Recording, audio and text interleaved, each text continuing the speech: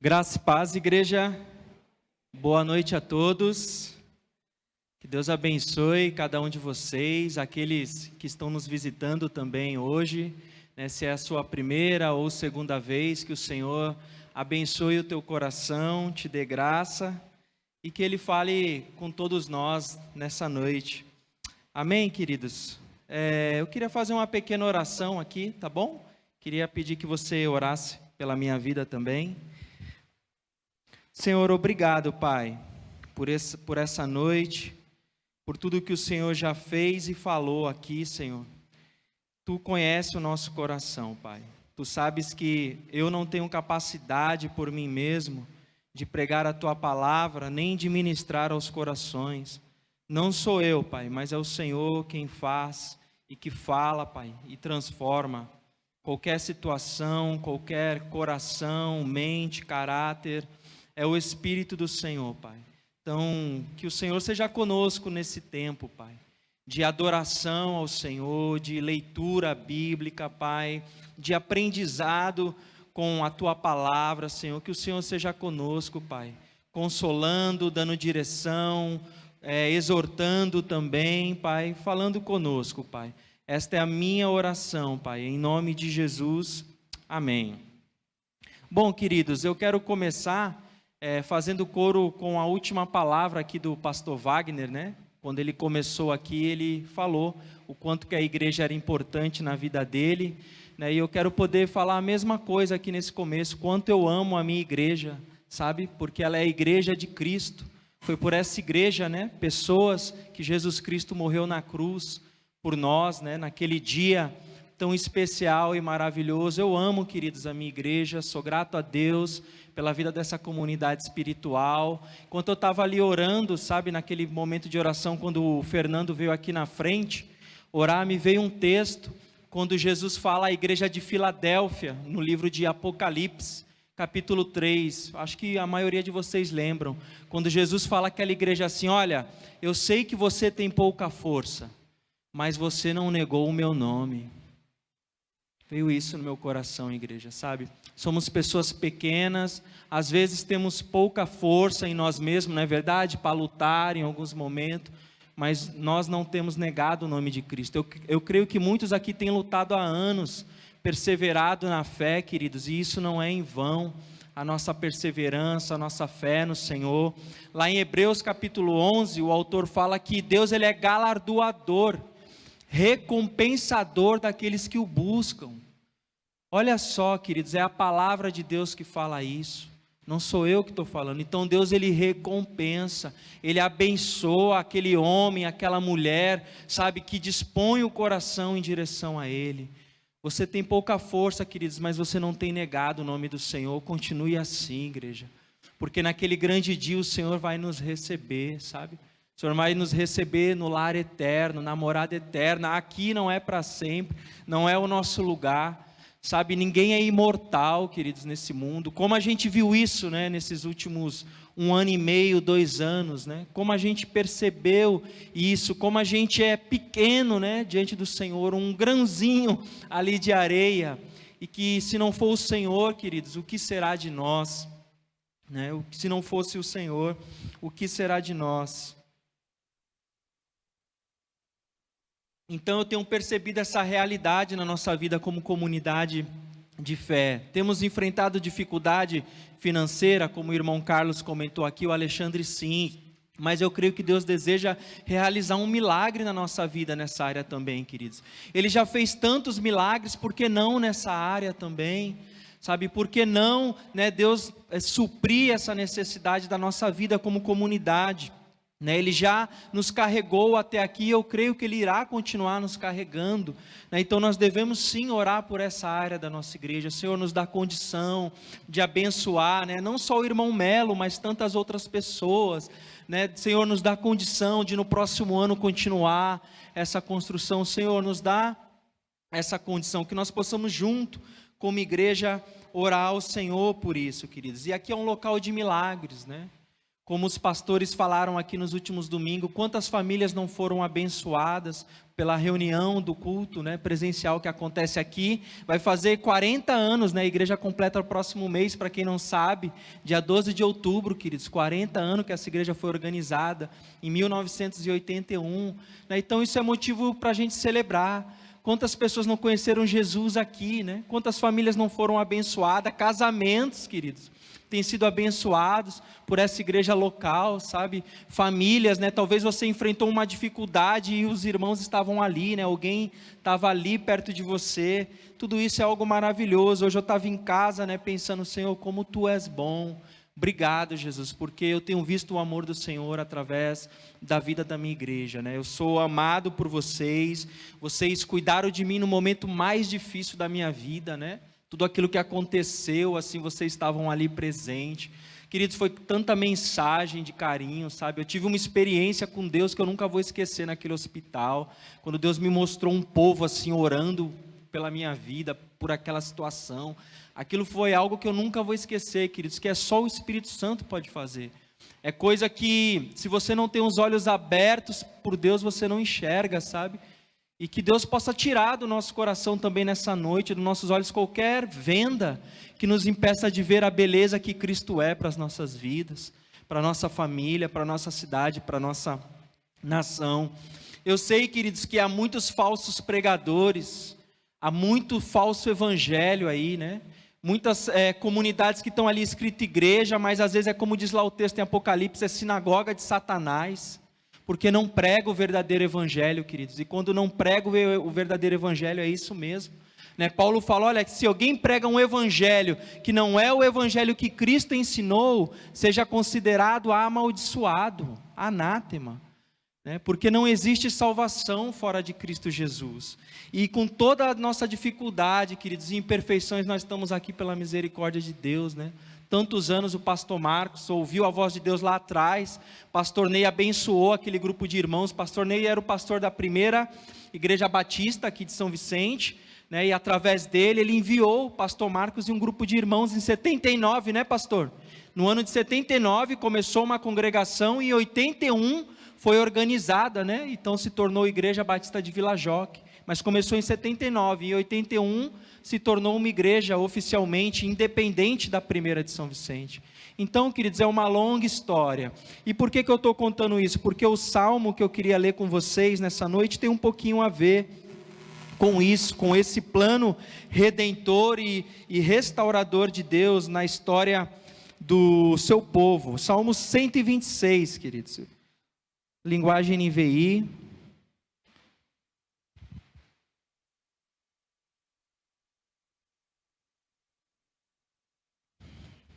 Salmo 126 é um salmo bem conhecido, eu quero ler ele com vocês e poder aprender aquilo que o Senhor deseja nos ensinar nessa noite. Que o Senhor abençoe aqueles que estão em casa também, que o Senhor possa falar ao teu coração.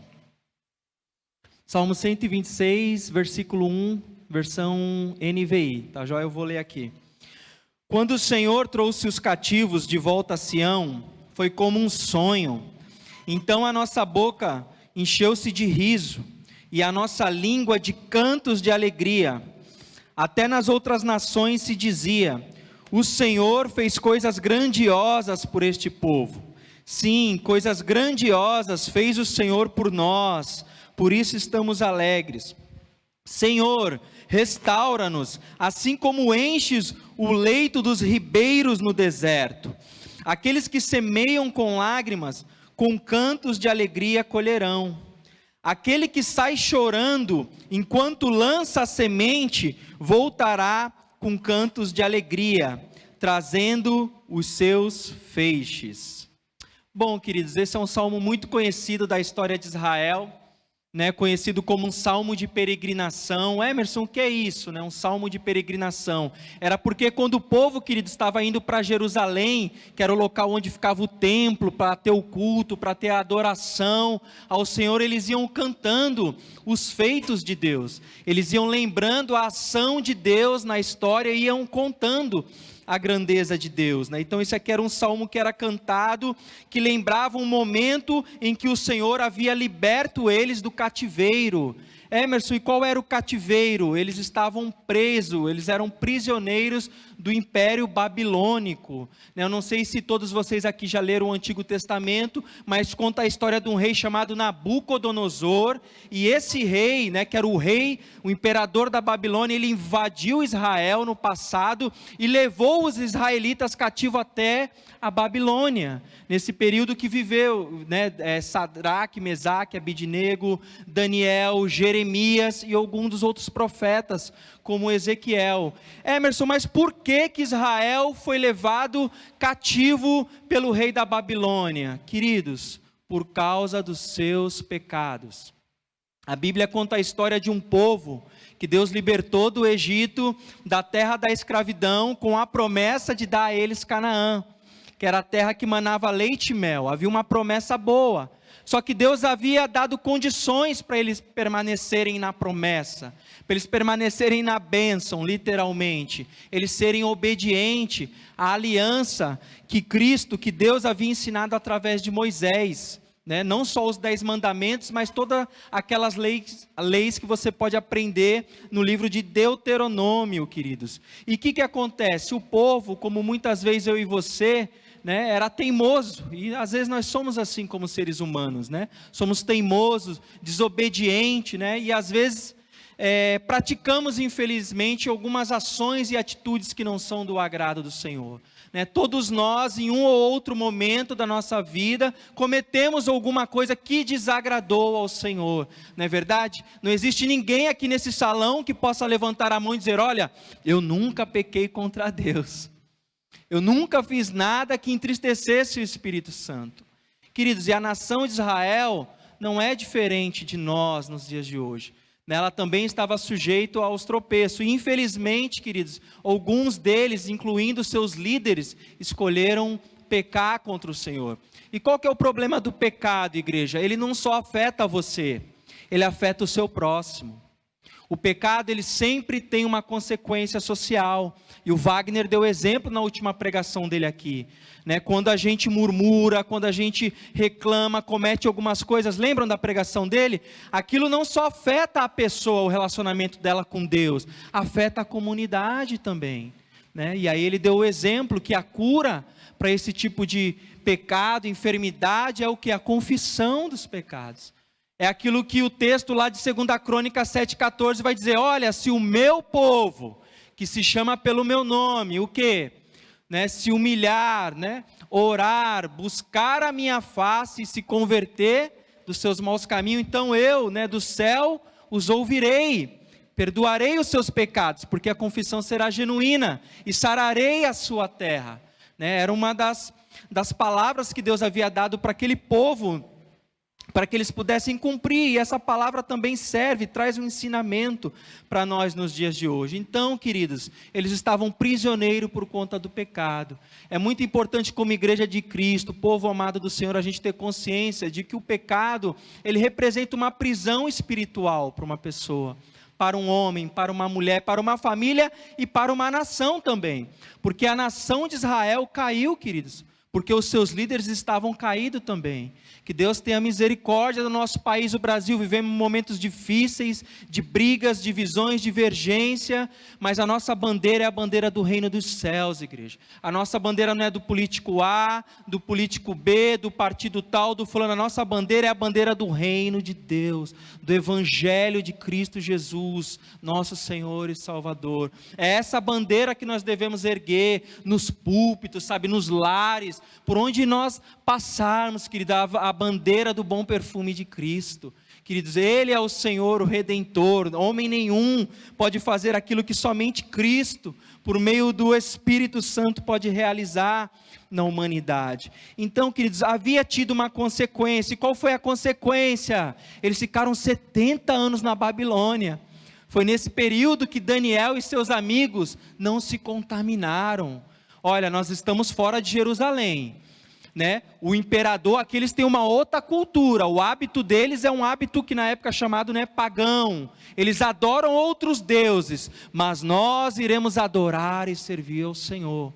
Ou seja, não importa se é Jerusalém, na Babilônia, né, nós devemos honrar e servir ao Senhor. E queridos, é interessante que eles serviram como? Com o intelecto, com a sabedoria que Deus havia dado para eles, né? Há muitas maneiras de servir o Senhor, e servir com o nosso entendimento, com o nosso intelecto é uma delas, né? Eles não se corromperam ali, tanto que Deus honrou a vida de Daniel no meio daquele povo, foi até lançado na cova dos leões, lembra a famosa história? Só que a Bíblia diz o quê? Que havia um quarto homem na fornalha, né? E nada aconteceu, mesmo ela estando aquecida 7 vezes mais, porque o Senhor estava com ele. Então mesmo durante esse período de exílio, havia um remanescente, havia um grupo de pessoas que permaneceram fiel ao Senhor. Então é importante destacar, queridos, que em toda a história de Israel e da igreja no mundo, sempre há um remanescente, sempre há alguém, queridos, dobrando o seu joelho pela minha e a tua vida. Sempre, queridos, todos os dias há alguém, em algum lugar, em algum quarto desta nação, em alguma sala, em algum vilarejo deste país, em alguma comunidade, em alguma periferia, orando por mim e por você, orando pela igreja do Senhor, para que as portas do inferno não prevaleçam, assim como Daniel, né, se prostrava e orava ao Senhor, né, 3 vezes ao dia, como ensina ali o texto, a narrativa do texto. Então eles ficaram o quê, queridos? 70 anos escravos da Babilônia. Só que houve um momento da virada na vida deles, queridos. Houve um momento onde Deus cumpriu a sua promessa de livrar eles daquele cativeiro. E aquele dia foi inesquecível para aquela nação. Foi inesquecível, de maneira que o versículo 1 vai dizer que foi como um sonho. Foi como algo que a gente não esperava e aconteceu, de tamanha alegria, queridos. Foi o ano da libertação deles. Foi o ano que Deus usou um outro rei de uma outra nação chamada Ciro. Está lá em Isaías 45, versículo 1, que a Bíblia fala, ó, eis que eu tomo o meu servo Ciro pela mão direita. Né? Aquele texto que fala, olha, Deus literalmente toma Ciro pela mão e faz ele escrever um decreto, né? Liberando o povo para voltar para Jerusalém.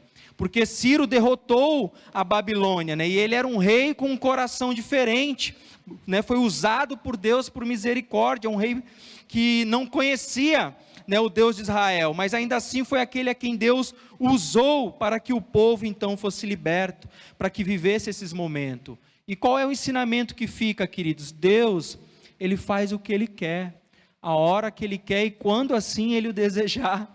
Ele tem esse poder de mover situações. Aqui Ele moveu um outro rei pagão, que se tornou mais poderoso que Nabucodonosor, para quebrar o cativeiro, e então o povo pudesse ser enviado de volta a Jerusalém, a Israel. E aí o salmista está lembrando, olha, aquele dia foi maravilhoso. Né? E hoje, Emerson, quando foi o dia da minha libertação espiritual? Quando foi o dia, né, que eu fiquei como quem sonha? Queridos, esse dia foi o dia que você conheceu Jesus Cristo como Senhor e Salvador da tua vida. Eu lembro de uma experiência que eu tive aqui nessa igreja, no ano de 2002, quando eu me converti, queridos. Eu fiquei literalmente como quem sonha, porque eu saí daqui assim extasiado, que eu tinha sido tocado pelo Espírito de Deus, chorei como nunca chorei naquele 4 de maio de 2002, e a minha vida mudou, a minha rota literalmente mudou. Eu estava indo para um caminho, Jesus me tocou e eu passei aí em direção a um outro caminho, que era o caminho de Cristo, né? Ele falou, olha, eu sou o caminho, a verdade e a vida. Então, queridos, quando nós se convertemos, é um momento de libertação espiritual, é um momento de muita alegria. Aquele povo, ele estava alegre porque chegou o tempo de Deus realizar algo, havia chegado, queridos, na vida deles. E aí o versículo 2, eles continuam, então a nossa boca se encheu de riso, e a nossa língua de cantos de alegria. Queridos, a alegria, ela é um dom de Deus, é um fruto do Espírito Santo, né? Por natureza, muitas vezes nós não somos alegres, não é verdade? Às vezes a gente fica deprimido, triste, né? eu passei por um momento assim muito forte, de muita tristeza, e eu precisei, queridos, experimentar de uma alegria que não vinha desse mundo. Porque se eu fosse depender das circunstâncias das quais eu estava vendo, eu não iria me alegrar nunca. Mas o Senhor então fortaleceu o meu coração. E eu creio, queridos, que muitos de vocês aqui já tiveram essa experiência, né? Que essa experiência sobrenatural de um quebrantamento que só Deus pode dar. Alguém já disse que as lágrimas são um dom de Deus. É verdade. Às vezes nosso coração está tão seco, nossos olhos também, que nem chorar mais a gente consegue, se o Senhor não tocar a nossa vida. Ou se Ele não permitir uma dificuldade que faz você dobrar os seus joelhos, de tamanha impotência, que você vai perceber que você não é ninguém, não é nada diante daquela enfermidade ou daquela doença, e aí você se prostra, e aí você se quebranta, como no salmo que a gente leu aqui. Acontece aquele milagre de perto está o Senhor, daqueles que têm um coração quebrantado e contrito. Igreja, que Cristo nos ensine a derramar o nosso coração diante dEle, a chorar, que Cristo nos ajude, o Espírito Santo, como aquela mulher, lembra do vaso lá de alabastro, que derramou diante do Senhor, aquela mulher que chorou aos pés de Jesus, a Bíblia diz que enxugou até os pés dele com o cabelo, né? O cabelo era algo nobre, precioso, na cultura daquela época. Que Cristo nos ajude como igreja a chorar novamente, chorar pelos pecados, né, da nossa nação, que tem muitas vezes, né, a igreja tem ido por caminhos tortos, queridos. Nós devemos orar por um avivamento nesse sentido, né, orar pela nossa cidade, orar pelas nossas famílias, que o Senhor nos ajude a viver esses momentos novamente. E aí ele fala assim, olha, até nas outras nações se dizia, o Senhor fez coisas grandiosas por este povo. Queridos, quando Deus age na minha e na tua vida, outras pessoas ficam sabendo também. Lembra quando o Cláudio deu testemunho aqui? Outras pessoas ficaram sabendo, pessoas que ele nunca conheceu ficaram sabendo da história dele e estavam orando. Eu lembro até hoje, né, do falecido pastor Reinaldo. Assim, um dia ele me mandou uma mensagem, né, foi algo sobrenatural. Eu conversei isso com o Cláudio quando fui visitar ele e a Degiane na casa dele.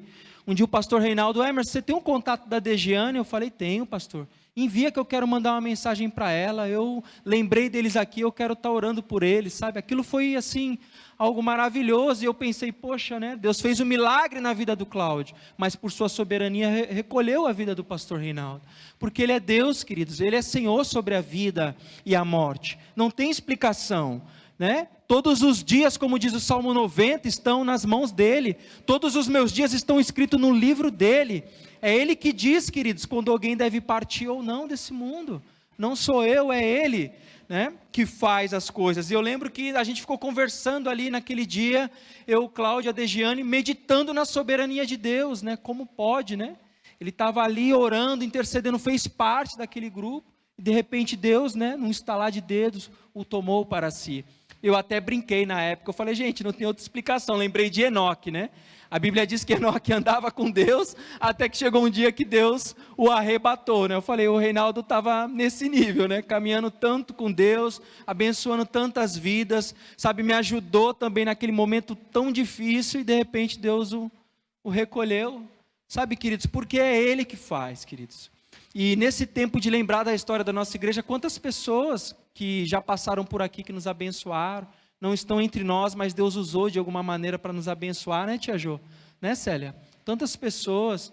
Ele é Deus, queridos, Ele é soberano sobre as ações, né, da terra. Então aquilo que Deus faz, outras pessoas ficam sabendo, queridos, outras pessoas são abençoadas, sabe, aquele momento que você foi curada num leito de um hospital, sabe, ali quando você estava muitas vezes aguardando uma cirurgia, Deus guardou, protegeu, era a mão do Senhor ali. Às vezes quando o teu casamento estava quase para falir, né, quase para ir para o buraco ali, né, talvez Satanás estava esperando o momento de bater o último prego ali, aí Deus veio, querido, o leão rugiu, né, o leão rugiu, bradou, e as coisas se endireitaram, né, um milagre começou a acontecer. E aí, queridos, continuando, ele continua aqui, no versículo 4, olha só, aí dá uma mudança aqui, dentro do Salmo, Senhor, restaura-nos, como enche os leitos do ribeiro no deserto. Senhor, restaura-nos. Ele começa lembrando aquilo que Deus fez, mas ele também reconhece a angústia do presente, atenção. Ele fala: Senhor, restaura-nos.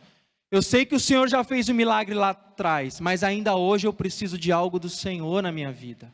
Ainda hoje eu preciso de restauração, né? Ainda hoje eu preciso que a minha secura, né, essa parte árida da minha vida, seja ali preenchida com a vida do Senhor. Porque aqui os ribeiros no deserto, em algumas traduções vai falar o Negueb, era um local ao sul de Israel, um deserto muito seco. E eles ficavam esperando aquela chuva que vinha durante o ano, né, aquela torrente forte, para o quê? Poder regar a terra, né, para que a plantação pudesse, a vegetação, a agricultura pudesse funcionar. Queridos, e às vezes nós nos encontramos assim também nessa noite, esperando um toque de Deus, né, esperando essas águas vivas para que algo seja restaurado em nós. Eu orei esses dias, eu estava aqui com os irmãos na sexta-feira, né, e eu falei isso com eles, que eu estava orando, falei para eles: eu tenho orado, Senhor, tira dos meus olhos, né, qualquer coisa que impede eu de ver o teu agir, de ver a grandeza de quem o Senhor é, né, nos ajuda a ver tudo aquilo que o Senhor deseja realizar por nós. E aqui eles estão pedindo isso. Então que possa vir um tempo assim na tua vida, igreja, possa vir um tempo, sabe, de restauração, um tempo onde você possa novamente desfrutar do Senhor, sabe, como talvez em outros momentos você já desfrutou. Se você está desfrutando, amém, mas se você não está, que o Senhor possa reavivar a mim, a tua alma, reavivar essa chama, como o Fernando orou aqui.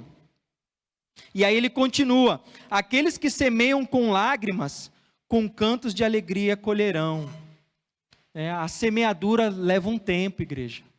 Nada é de um dia para a noite, né? É necessário a água para regar a terra, para que haja um tempo para que aquela semente possa germinar e dar o seu fruto. Então, se você está semeando alguma coisa, espere, queridos, ainda que esteja sendo dolorido, com lágrimas, como diz o texto, espere, porque no tempo certo você irá colher aquilo que o Senhor tem preparado para você. O texto diz: olha, com cantos de alegria colherão. Vai chegar, queridos, esse momento. Nenhuma dor é para sempre, né? Nenhuma tristeza é para sempre, queridos. Aqueles que saem chorando enquanto lançam semente, voltarão com cantos de alegria, trazendo os seus feixes. Ou seja, você irá ver a sua colheita. Mas antes você precisa o quê? Perseverar na semeadura. Existe um tempo de você semear na tua família. Existe um tempo de você semear na tua vida profissional, na tua vida sentimental, na tua vida emocional, no teu casamento. Existe um tempo de você colocar as boas sementes. E como você pode regar ela? Com a oração, né? Com a oração você vai regando aquela semente. Às vezes é uma pessoa, queridos, que está afastada, que você está orando por essa pessoa. Continue, meu irmão. Não julgue, sabe? Antes de você saber o que está acontecendo, ore. Se um dia Deus te levantar para dar uma palavra, dê uma palavra. Dê um encorajamento, né? Às vezes aquela pessoa está passando por um momento de dificuldade pessoal, interna, desânimo, e precisando às vezes de você orar por ela, né? Às vezes o que aquela pessoa está precisando é que você ore por ela. Então, igreja, existe um tempo para a gente semear e também existe um tempo para a gente colher.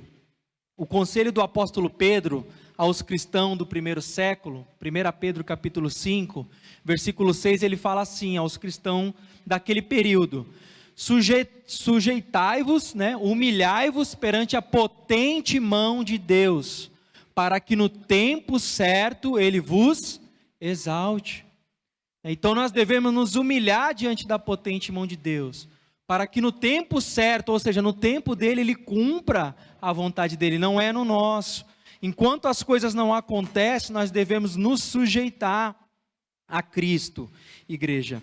Naquele tempo, queridos, aqui, né, foi antes de Cristo. Hoje nós temos a alegria da salvação, de lembrar o que Cristo fez por nós na cruz. Mas isso não nos isenta das aflições.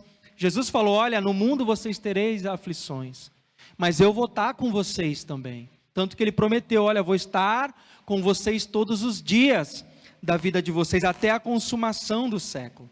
E Ele fala também em João 14, não deixe o coração de vocês perturbado, não fiquem com o coração de vocês inquieto, mas creiam em Deus, Jesus fala. creiam também em mim. Então não permita com que a inquietação, queridos, roube tempo da sua vida, com que a ansiedade em excesso, tire você ali dos átrios do Senhor, tire você do caminho dele, porque a inquietação em excesso, queridos, ela abala a alma. Eclesiastes diz que não é bom que o jovem fique muito tempo ansioso, porque aquilo tira o vigor dos ossos. E aí o autor de Eclesiastes fala, olha, é bom você ver a luz do sol, porque é agradável, é tão bom quando você vê o raiar do dia, a criação de Deus, é a serotonina, que os médicos falam, para a mente, para a alma, para o bem-estar. Aí ele fala, olha, alegra-te jovem na tua mocidade, seja feliz o teu coração naquilo que o Senhor colocar para ti. Então nós podemos perceber, queridos, essa ação de Deus no povo, naquela época, que apesar dos seus pecados, Deus os redimiu, os restaurou e deu uma nova oportunidade. E é isso, queridos, que Cristo continua fazendo hoje, nos dando nova oportunidade, O pastor Marcos pregou aqui sobre o texto de João, quando o apóstolo Paulo escreve aquela carta para aqueles primeiros cristãos, ele fala, olha, não há maior alegria minha em saber que os meus filhos, ele estava falando dos discípulos ali, os primeiros discípulos, estão caminhando na verdade. A verdade é libertadora, igreja. A verdade, ela lança a luz sobre as nossas trevas, A verdade, ela vem do céu, E aí também tem um outro cuidado que o pastor Wagner colocou aqui, A questão da unidade, da gente zelar e se empenhar por isso, para que o nome de Cristo Jesus seja glorificado. Eu queria tirar um tempo de oração agora com vocês. Eu não vou me estender muito nessa noite. E eu queria que você tivesse um tempo onde você pudesse orar por esse agir de Deus, por essa restauração na tua vida pessoal, naquilo que você deseja que aconteça, ainda esse ano. Talvez você está orando por algumas coisas, para que elas aconteçam ainda esse ano.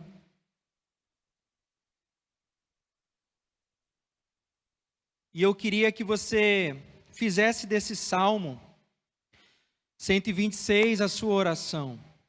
Restaura-me, Senhor. Assim como enche o leito dos ribeiros no deserto, restaura-me, Senhor.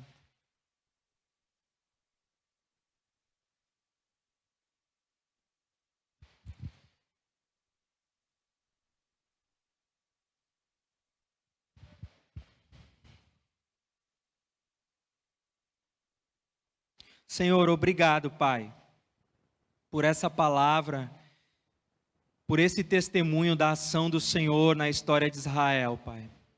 Obrigado porque na cruz, Pai, o Senhor nos salvou e nos libertou, nos curou espiritualmente, Pai, de tudo aquilo que nos afastava de Ti, Pai. Que o Senhor nos ajude nessa noite, como igreja do Senhor, a perseverar, Pai, nos Teus caminhos, Senhor.